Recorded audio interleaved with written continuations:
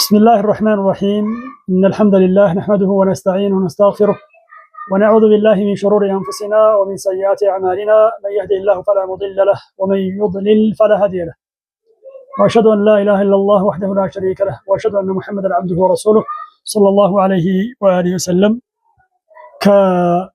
كرستنا أمنت ودا إسلام يمتو وندم وشاكنا بتملكته يا أحباش مريوش منالو ككفر ودا كفر يمتوت እንዲህ አይነቱ ሰው ምን ይባላል? إذا لم تستحي فاصنع ما شئت ሐያ ከሌለህ ያሻህን ስራ አላህ Subhanahu Wa Ta'ala ፊት ዋጋህን ታገኛለህ። በመሰረቱ እኒህ ወንድሞች من عبادة الإنسان إلى عبادة الرحمن የመጡት የሰውን ልጅ ከማምለክ الرحمንን አላህ Subhanahu Wa Ta'ala ወደ ማምለክ ነውና የመጡት ደስ ይለናል። በመሰረቱ አህባሾች ሰበብ አይሆኑም እንጂ ለክርስቲያኖች ወደ እስላም ለመምጣት ሰበብ ቢሆኑ من عبادة الأنبياء إلى عبادة الأولياء ነበር የሚያመጧቸው። ነቢያቶችን ከማምለክ ወልዮችን ወደ ማምለክ በላንዳንዴ إلى عبادة الأغبياء ምን ያመጧቸው ይችላሉ። ደጋግ ወዳልሆኑ መጥፎ ሰዎች አምልኮም ያመጧቸው ይችላሉ። አላህ Subhanahu Wa Ta'ala ይጠብቀን።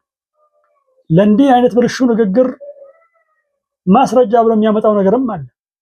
እነዚህ ሰዎች አላህ Subhanahu Wa Ta'ala ከዓርሹ በላይ ነው ወደሚል አመለካከት መጥተዋልና ያው ከኩፍር ወደ ኩፍር ነው የመጡት። መጀመሪያም በሰማይ ላይ ያለህ ብለው ይሉ ነበርና በመሰረቱ አላህ Subhanahu Wa Ta'ala ከዓርሹ በላይ ነው የሚለው እምነት መሰረት ያለው ነገር ነው። የአላህ Subhanahu Wa Ta'ala ኪታብ የመልእክተኛው ሷሂህ ሱናዎች የሰለፎች አቋም መሰረቶቻችን ናቸው። الرحمن على العرش استوى الرحمن ከዓርሹ በላይ ከፍ አለ። የተለያዩ ቦታዎች ላይ አላህ Subhanahu Wa Ta'ala ራሱን በዚህ ገልጿል። إليه يصعد الكلم الطيب والعمل الصالح يرفعه ወደ እርሱ ይወጣል ወደ አላህ Subhanahu Wa Ta'ala ከጥንት ጀምሮ በርካታ ሙፈሲሮች እንዳሉት والعمل الصالح يرفعه መልካም ስራ ደግሞ ይህንን መልካም ንግግር ይበልጥ እንዲወጣ ያደርገዋል። እንደሚታወቀው ነብዩላህ ዒሳ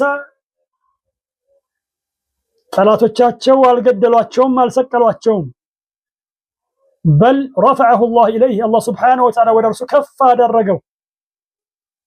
ስለዚህ አላህ Subhanahu Wa Ta'ala ከላይ ነው እንላለን። ይህንን ስንል ቅንጣት ታክል ፍርሃት ሳይኖርብን ነው አላህ Subhanahu Wa Ta'ala እንገልጻለን። አላህ ተባረከ ወተዓላ ራሱን በገለጸበት መልእክተኛው አለይሂ ሰላቱ ወሰላም እሱን በገለጹበት ይሄ ነው የአማኞች እምነት የሙስሊሞች አቂዳ። የሙዓዊያ ኢብኑ አልሐከም አልሱለሚን ሐዲስ መመልከት ይቻላል። ሐዲሱ ሷሂህ ለመሆኑ ቅንጣት ታክል ጥርጥር የለም። እዚህ ሐዲስ ላይ ሙዓዊያ ኢብኑ አልሐከም አልሱለሚ ፍየሉን ተጠብቅለት የነበረችን ሴት ይመታል። ከፍየሎቹ አንዲቷን በተኩላ በማስበላቷ ምክንያት ነብዩ ሰለላሁ ዐለይሂ ወሰለም ዘንድ ቀርቦ ይሄንን ነገር ይነግራቸዋል። ጉዳዩ ስላጸጸተው ነብዩ ዐለይሂ ሰላቱ ወሰላም እሷ ዘንድ ይቀርባሉ። አይነ አላህ ብለው ይሏታል። አላህ የት ነው ያለው ብለው ይሏታል። ፊ ሰማ ብላለች። አስከትለው ማን አናኒ ማን ነኝ ብለው አሏት። አንተ ረሱሉላህ አንተ የአላህ መልእክተኛ ነህ። አስከትለው ምን አሉ? አዕቲቅሃ ፈኢነሃ ሙእሚነቱ ይችን ባሪያ ሴት ከባርነት ነፃ አውጣት እሷ አማኝ ነችና። ነብዩ ሰለላሁ ዐለይሂ ወሰለም ለዚች ሴት በእምነት መሰከሩላት፣ በኢማን መሰከሩላት። ምን ስላለች? አላህ ፊ ሰማእ ነው ብላ ስላለች፣ በተጨማሪ አንተ ረሱሉላህ ብላ ስላለች ማለት። ስለዚህ አላህ Subhanahu Wa Ta'ala ሰማይ ላይ ነው ብሎ የመሰከረ ሰው ሙእሚን ነው ተብሎ ይባላል እንጂ ካፊር ነው ተብሎ አይባልም።